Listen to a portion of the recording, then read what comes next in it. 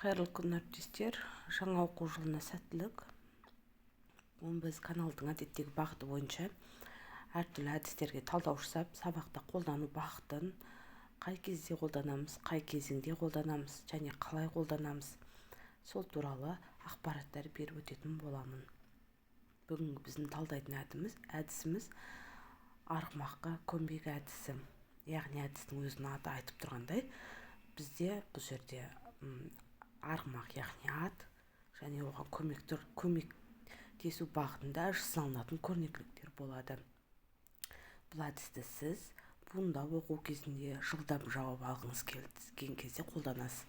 Яғни топтық жұмыстар барысында қолданған тиімдірек екі топты жарыстыру арқылы, екі немесе бірнеше топты жарыстыру арқылы жасалынатын әдіс.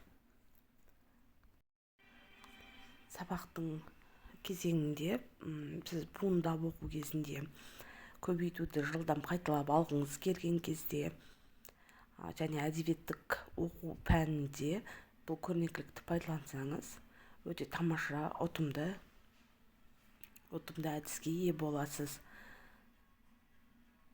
Ал енді бұл әдістің ерекшелігі бұл көрнекілігі, яғни көрнекілікті сіз макетін шығару алу арқылы барлық пәндеріңізге универсалды түрде қолдана бересіз. Барлық пән бойынша жақсы кетеді бұл әдіс.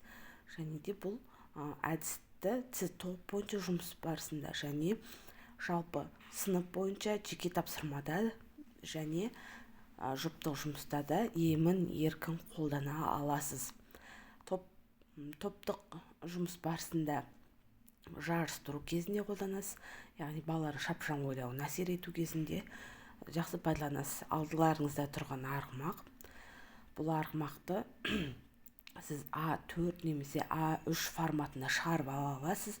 Және де арғымақтың аузы міндетті түрде кесілген болады. Яғни ішіне бала шөпте жазылған тапсырманы орындау арқылы егер дұрыс жауап берсе, сол шөпті арғымақтың аузына салады.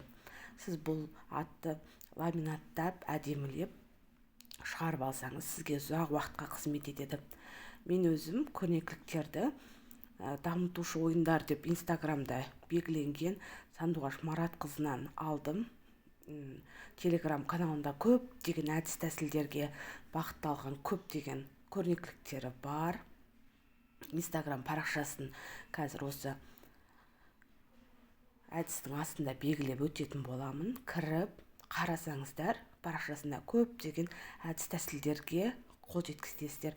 Алдарыңызда тұрған бұл буындап оқу әдісінде қолданылатын көрнекілік, яғни көк шөп берілген. Көк шөптің бос түрін алып, сіз өзіңізге көбейту, бөлу, болмаса әдебиеттік оқу бойынша жаңағы тақырыбыңызды ашатын сұрақтар қою арқылы неше түрлі форматта сіз бұл көрнекілікті қолдана аласыз. Ал енді бұл әдісті мен өзім суыр, сұңқар, су қайда деген әдісте қолдандым. Мұнда ертегіде өздеріңіз білетіндей ат пен сиырдың жарысы кезінде сиыр өзінің тәкаппарлығының арқасында жаңағы суырды мазақтап, ал ат жылы сөйлеген үшін суырдан жақсы су ішіп, содан бастап ат өзі жүйрік болып кетеді. Сол туралы оқушылармен талқылай отырып, сиыр мен аттың әрекеттерін бір-бірімен салыстырып талдаған болатынбыз. Ал сабақтың соңғы кезеңінде мәтін бойынша арғымақты біз енді арғымаққа өз көмегімізді арнаймыз деп, жаңағы арғымаққа көмек ретінде осы көрнекілікті қолданған болатын. Алдарыңызда тұрған мінекей шығарылған дайын нұсқасы. Сіз әрбір дұрыс жауап берген үшін балалар өстіп аттың аузына көк шөпті салып тұрады. Дұрыс жауап бере алмаса, әрине шөп салынбайды. Бастауыш сыныптарға таптырмас керемет әдіс. Барлықтарыңыздың назарларыңызға рахмет. Әдіс пайдалы болса, каналға тіркеліп, өздеріңіздің лайктарыңызды, аямауларыңызды сұраймын. Астында көрсетілген сілтеме бойынша өтіп, басқа да әдіс тәсілдер туралы ақпарат ала отырыңыздар.